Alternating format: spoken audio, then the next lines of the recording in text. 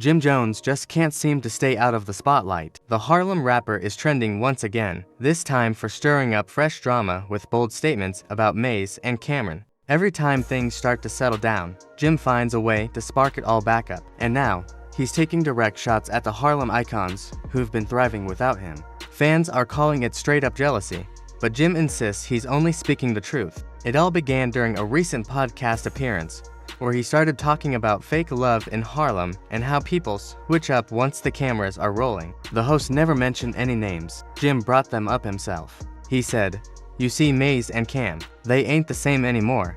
Those boys gone Hollywood. They were never really built like that anyway." As soon as that clip hit the internet, social media went wild. People started saying, "Here we go again. Jim's talking about Maze and Cam instead of dropping new music." What made it worse was the way he delivered it, like he was trying to drop wisdom for the youth, but it came off sounding bitter.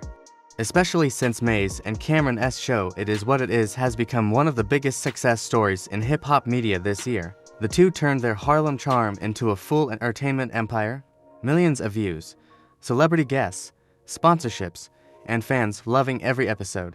So, when Jim claimed they weren't really from the streets, it didn't sound like truth. It sounded like envy. And I gave them food and shelter when they didn't have it, not saying they couldn't get it. But they know the situations that they were in. You know what I mean? As school kids. And so they were in school, they got kicked out, you said? Both of them got kicked out. Both of them got kicked out and you gave them food and shelter. How did you have money for food and shelter? I learned how to do it. What the f you talking about, man? They came to live with me in the projects in my grandmother's house. In your grandmother's house? Oh, but she was gone. Passed away. So you got the apartment to yourself. They come, but you still got to pay the rent. Yeah, I paid the rent. I paid Kuda Love rent. That was Mace manager. I was a hustler. I always been a hustler. You were in the streets. I know how to make money. Why are we going to Jomo's house? I heard the new you did. Yo, you want to come through? Come through. So yeah, I would bring some over there to sometime. A little maybe. How much do you credit you being successful to Cam? I credit a lot to Cam, but I also credit a lot to us because behind closed doors, it was us that put him in that position. You was a fan. You begged us. You are a fan, nigga. A fan. I mean, he was doing music a long time and things like that, but it was a pivotal moment where before he got signed, them 2 years was very crucial to everything that we did together in his journey of becoming who Cam is. Do you remember how we met? Pause. So not met, how you got cool with us? Basically, you heard our freestyles. Yo, man, I heard the freestyles. Y'all killing shit. There wasn't times where Cam had to do what he had to do to make $1 and things like that, but from the beginning, I always had to make $1 because I always been on my own. Yeah. I've raised my whole family since I was a teenager. I used to hustle and get my mom's money, you heard? My first job in this thing was a hype man for Cam. You know what I mean? But I started as Cam partner. We came in this mission wholeheartedly. I knew what my job was. He knew what his job was. What was your job? My job was to make sure nothing happened to that man while he was trying to be successful, because I knew that if he'd be successful, then he'd turn around and make him successful. And that's exactly what happened. Even the interviewer looked uneasy, trying to shift the conversation away from Harlem drama, but Jim wouldn't let it go. He doubled down, saying, "I'm just saying, not everyone who talked tough was really tough.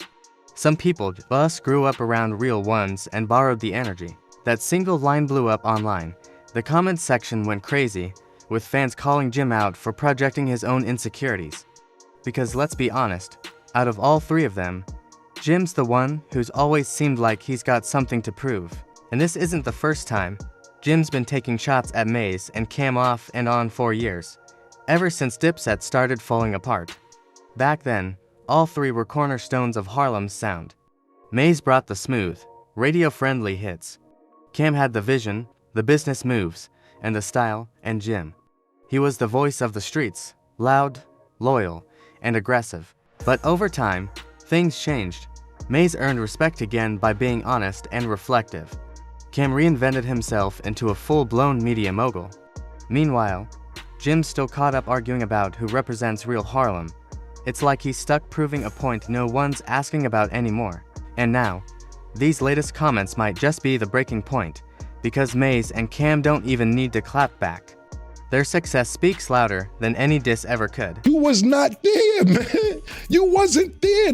You were fanned out and you begged niggas to come to your house after you heard all these mixtapes. That's how you got in. I'm extremely happy today. I'm extremely happy of what I've accomplished, who I've come, what I've overcame, what I have the ability to do. Mace actually taught you how to rap, literally. He taught you how to rap. Mace taught me how to rap. You say it. Whenever I do my interviews, I'm very real with myself. You know what I mean? Like, I know the whole playing field. We taught you how to rap. How you ran the whole organization. People get this picture painted like I'm from the real bottom of nothing. I've been traveling on the train since I've been 8 and 9. I've been telling people this for years. Like, I'm a real anomaly. Like, I'm different in New York City. I was a man long before I was supposed to be a man. Get out of here. How you made Diplomat? Yeah, you ain't make none of this stuff. You was a fan. So you gonna sit around and act like you been around all this Harlem and everything. You ever see somebody from Harlem try to act like they from Harlem so bad that you gotta keep saying, I'm from Harlem? From Harlem, know who's from Harlem. You don't have to keep saying you from Harlem. The crazy part is, fans saw this coming a mile away. Every time Maze and Cameron make a move together, Jim Jones somehow pops up with a little shade or another real Harlem speech. This new rant was no different. When asked about it is what it is, Jim said, "It's cool they doing something positive, but let's not pretend they ever did anything for the city." That line had people laughing, because if anyone helped put Harlem on the map, besides Big L, it was Maze and Cam. Back in the late 90s, Maze had the whole world on lock. His sound defined an era, smooth, confident, mixing church boy calm with street energy. Then Cam took over the 2000s, building a whole culture through Dipset. The pink fur coats, the slang, the swagger, that was all Cameron. Jim played his part, no doubt, but Cam was the architect of that movement. So, when Jim tries to downplay their impact, it feels like he's trying to rewrite history. And that's what really set fans off. People started saying, Jim keeps acting like he built Harlem by himself. Stop it. Old clips even resurfaced, interviews where Jim once called Maze and Cam his mentors, giving them full credit for shaping his career. But somewhere along the way, that respect turned into resentment. Maybe it was Dipset's fallout. Maybe it was Maze and Cam reconnecting and leaving Jim out. Whatever it was, something clearly snapped. And when Maze and Cam heard about Jim's latest rant, they didn't even bother saying his name. They just laughed it off on their show. Maze joked, "Some people mad cause they can't get a seat at the table." Cam added, "We busy making money, not excuses." That was all it took. The internet exploded, calling it the smoothest clapback ever.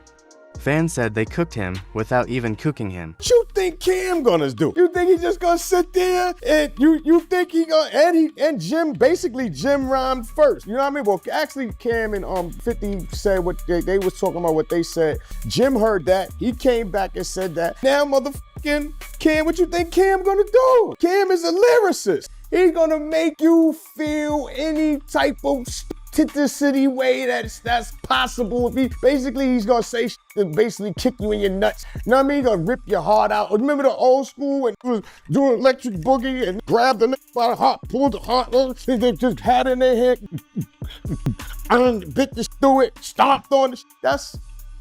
That's what you gonna hear. Basically, they was going back and forth. After that, like I said, it went to the money. That's the whole point of the situation. Yeah, he gonna say Jim is from the Bronx. Everybody else on the side, your group of be like, yeah, the peanut, he's a peanut gallery. They gonna make up all this shit to make sure to turn the peanuts into peanut butter, to whip it into something else to make it all a whole bunch of different shit. Then my niggas is gonna talk about your feet and all that. You know what I'm saying? Like, so just to, like, that's everybody who's from Harlem got some family in the Bronx. Everybody who got family in the Bronx got family in Harlem. Yeah, Jim is from the Bronx and he came to Harlem. You know what I'm saying? After that, Jim tried to save face online, claiming he was misquoted. But by then, it was too late. Everyone had already seen the footage. There was no misquote. He said exactly what he said. And instead of owning up to it, he doubled down again, posting cryptic messages on Instagram like, "Real ones don't need validation." But at that point, the damage was already done. The craziest part. This whole situation could have been avoided if Jim had just shown love instead of throwing shade. Because honestly, Harlem would have looked stronger together. Three legends from the same city, same era, still making major moves. That's what legacy is supposed to look like. But Jim seems hooked on the drama, like he'd rather fight for respect than actually earn it. And now, fans are saying Maze and Cam have completely outgrown him, that they're moving like businessmen while Jim's stuck moving like a bitter ex-friend who can't stop talking about what could have been. You gotta understand the war. Like, Jim it's like battling. It's like rap, like motherfucking rap. Jim, whatever, but they wasn't. They was on platforms. And Jim said what he said.